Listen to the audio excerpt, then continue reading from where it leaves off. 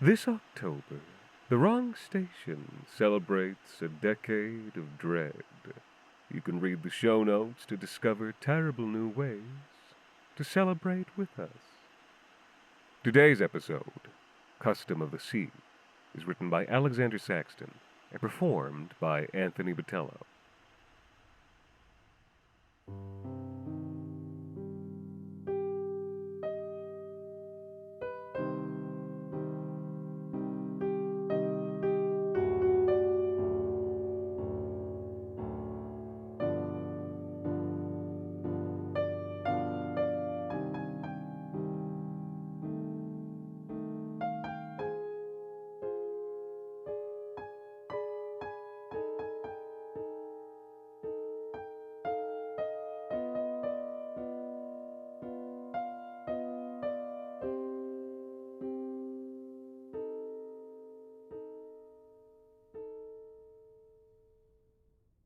I can still remember the scream of timbers and the roar of flame as the frizzen went down. Most hands, not all. Few we were able to rescue from the freezing water. Lieutenant Roderick was one, swimming strong despite the weight of his woolen blue-black coat. Spate, the cabin boy, was another. He couldn't swim like most sailors, but Roderick had him gripped by the shirt collar with one strong hand. He fished him out of water with our oars, and the boy was half drowned by the time we got him. But Roderick, strong man that he was, pulled himself up into the boat before he'd let us pull him. "Damn me," he kept saying. "Damn me, that near took my life." But he was smiling, very wide. Officers can be like that sometimes when they're young. It's how they train them up, until they get a bloody flux or a ghoulie in the guts. They think it's all a grand adventure. "Row, cutter," he told me. "You've only a few minutes before the magazine goes up." And so we rowed, leaving a few more of our men crying out, clinging to timbers here and there. We told ourselves we'd go back and look for survivors after the magazine went, but none of us was keen to. We had a long journey toward the nearest land, and not much food to share. When the magazine went, the sound was like 2 marlin spikes rammed straight down your ears, and you clapped your hands across them, but the spikes was still in there, digging. The white flash was like getting cracked in the eye with a block and tackle. But the heat was blessed when it rolled over us, and when the burning flinders landed on your coat, you wanted to let them stay there, burning, just to keep the cold away. There were no survivors in the water, which was well enough, but like I said, we didn't search too hard. "How far are we?" I murmured to Roderick as we pulled away from the frizzen's wreckage. St. Kentigern was the nearest land. "Near enough," he told me with a smile. "We'll make it out. Don't worry," he said again, instead of answering my question. Then he put a hand on my shoulder and spoke loud enough for the rest of the men in the boat to hear it. "I've been in this situation before, cutter. Put your trust in me. I have the Admiralty chart folded up right here in oilcloth beside my heart, and a compass to go with it. I'll guide us to St. Kentigern. Won't be easy, but none of us took the King's shilling to go on a pleasure cruise, did he?" The men smiled, and a few of them laughed. It was good we had an officer on board, and that it was an officer the men respected. He reached into his chest pocket and pulled out the compass. "All right, you jack-tars," he told us, getting his bearings. "North by northwest. And put your backs into it, eh?" The men heaved, and our little cutter began to crawl forward across the great, cold face of the sea. "Come on, young Spade," he said to the cabin boy, putting a hand on his arm. "Let's take a turn at the oars and give some of these men a break, and the exercise will keep us warm." For 9 days, we survived on the sea, taking it in shifts to row at all hours, sleeping huddled together and propped up against one another in the bitter wind, the sleet and gritty snow. Sheer misery.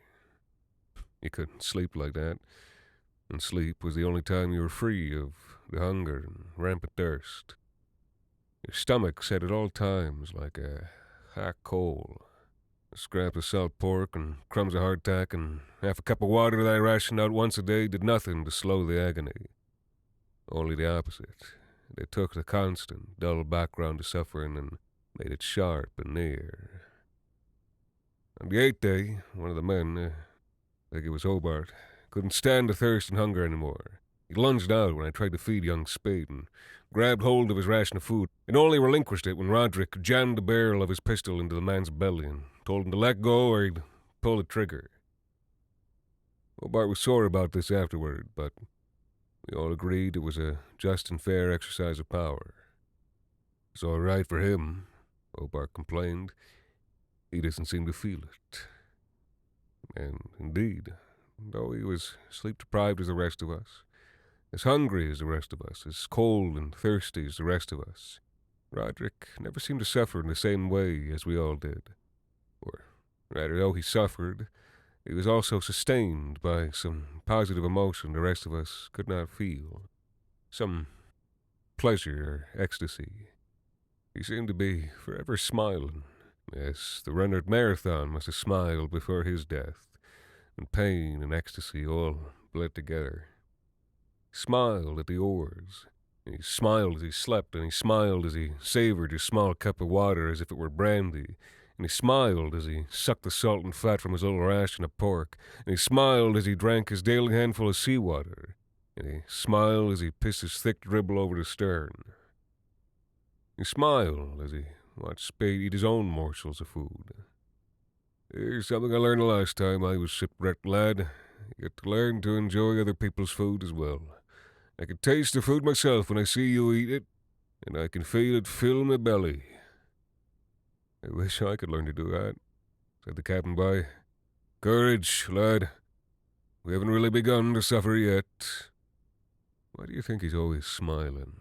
Hobart murmured to me as the two of them renewed their shift at the oars. It'll keep the men's spirits up, I told him. No, I don't believe that. It doesn't keep my spirits up. It makes me sick. He sniffed. He almost spat, but thought better of it and swallowed to keep the water in his body. I think he's happy out here. I think he truly likes it. I think he's buggering that boy. Keep that thought to yourself, I told him. That kind of slander will make a man kill you. It was impossible anyway out there in an open boat with so many of us crammed so close together. Could never happen, anyway, without us knowing. But Hobart didn't want to be convinced. I don't like it, he said. Not one bit. The next morning, our food was gone. It had been tucked, as always, into a satchel folded in the quartermaster, Bosworth's, arms. But when it came time to eat, we realized Bosworth was gone. Just vanished from the boat, as if he'd never been. Oh, bastard! Shouted Hobart. Bastard son of an whore!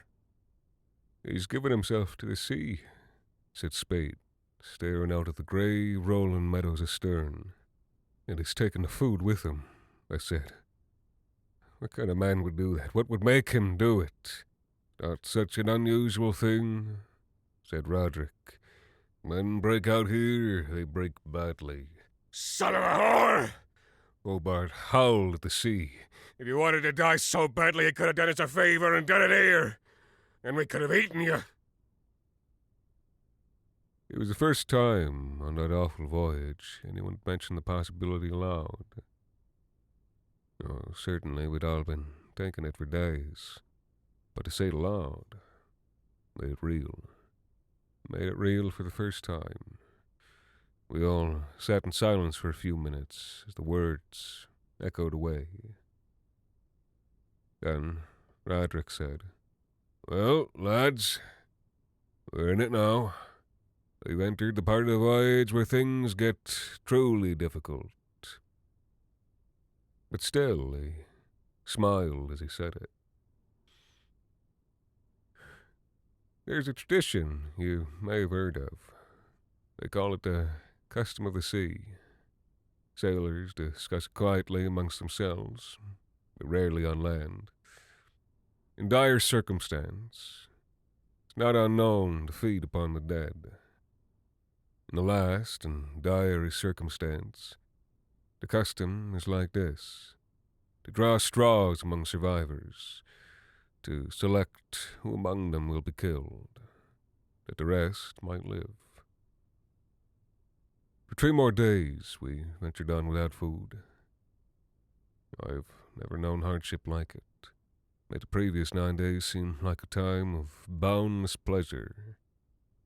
On the 13th day, Roderick arose in the stern and bid the men to stop rowing. For once, he was not smiling. "Gentlemen," he said, "the time has come." We all knew exactly what he meant. From his pocket he procured a series of matches, and before our eyes he took a knife and cut one of them short. Then he turned his back and jumbled them in his hands and turned back around. "Pick," he said to Goodson, and without question that man picked. And then the next, and then the next. Each pulled gladly. At that point I'd have been just as happy to play victim as survivor. May God forgive us. When it came to me, I tried to pick a match, but found it held tightly in Roderick's fingers. I looked up and saw his eyes glance sharply to the left. I picked a different match instead. So, Roderick was playing favorites. It was not just, but it was the way of the world. I saw the same thing happen with Spade, and then I knew for certain it was to be Hobart. Everyone knew he was a problem on the boat. Everyone knew things would be safer, peacefuler, if he were the one. It was his turn after Spade, and from the look on his face, I knew he knew the same thing that I was thinking. Still, though, without complaint, he pulled. Then the last match was left in Roderick's hand, and it was long.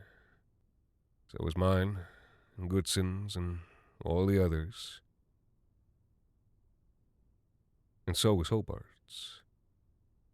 I saw the look of shock on young Spade's face, the betrayal as his eyes shot up to meet Roderick's. "Young Spade," the lieutenant said, "you chose the short match." But you... "This is the custom of the sea," said Roderick. And he was smiling again. And I had the most horrible notion that he'd been waiting for this moment the last 13 days. "Mr. Hobart, will you hold him?" "Please," said the boy. Something was off here, something wrong. But we were starving, all of us. The lots had been pulled according to custom. Without the custom, we would starve. "Please!" the boy shrieked, but Hobart took hold of him. Then we all watched in silence as Roderick produced his knife, approached the boy, and then, looking in his eyes, put the tip of the blade against his belly and began to push. A moan went up from the boat at the sight of fresh red blood. I don't know if I joined in. He was the only color any of us had seen in nearly 2 weeks. We watched the boy's eyelids flutter and his mouth work as Roderick slowly cut him, making sure to spill as little blood as could be spilt. What else could explain such slow carefulness in the killing? Then he reached into the boy and pulled something out. His liver, I think. It was purplish and it steamed in the cold air. And he ate it with his 2 hands, still looking at the boy as we fell upon him, and God save me, I was one of them. I took up the lieutenant's knife, and I cut from Spade's thigh, and I ate it. I do believe the boy was still living at that point. When the feast was over, we all of us slept. All, I think, except for Roderick, who lay back in the stern of the boat in a dreamy state, with his bloody fingers trailing in the water behind. The next day we found some of our strength had returned. There were seabirds perching on the gunwales, their beaks red with cabin boy. We drove them off, but did not kill or eat them, for it is bad luck to do so. "Take us hard to port, Mr. Cutter," Roderick said, and the instruction lighted upon me as odd, though he had been veering constantly to port for many days. Still, he had his compass and his chart, and I trusted that he knew the way. We ate more of young Francis Spade that day and the next. We drank his blood instead of seawater, all of us hunched around his belly like cattle at a trough. There was little of him left the next day when we sighted land. In our shame, we disposed of his body overboard and washed as much of the blood as we could out of the bilges with our bailing bucket. Then we cleaned ourselves in freezing seawater and pulled ashore. St. Kentigern is a featureless grey-green mound in the frozen sea.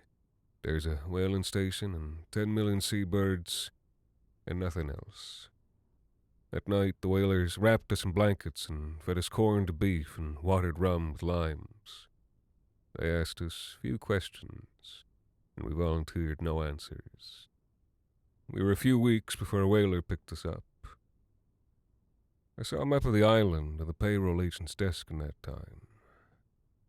Something that stood out to me was how we had come from the south, but circled round to land upon the north side of the island. We all spoke little in those weeks, and less when the ships were home. I never asked Roderick the one question that had plagued me since he first mentioned he'd been shipwrecked another time before. Had he, on that occasion also, enacted the custom of the sea? I believe I have my answer now. 3 years after I returned home to Halifax, I ran into a whaler who had sailed that part of the world. Devil's Reef. They told me at the place where the Frisian had gone down. It's practically beside St. Kentigern. If he had no storm, he should have made the journey in less than a week. And then, just this morning, I opened the papers where I found a story waiting. A ship gone down in the South Sea, the Atticat. 12 survivors rescued from the sea after almost 20 days. Among them, the ship's captain, a Mr. H. Roderick, and also the boatswain, a certain Daniel Hobart. 2 cabin boys, the story reads, were killed and eaten on the way.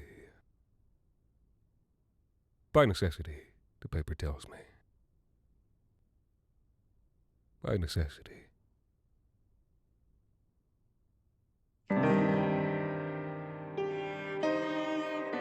Wrong Station is made possible with the generous support of our listeners on Patreon. Join us today at patreon.com/The Wrong Station for bonus episodes, behind-the-scenes content, ad-free listening, and additional goodies celebrating our decade of dread.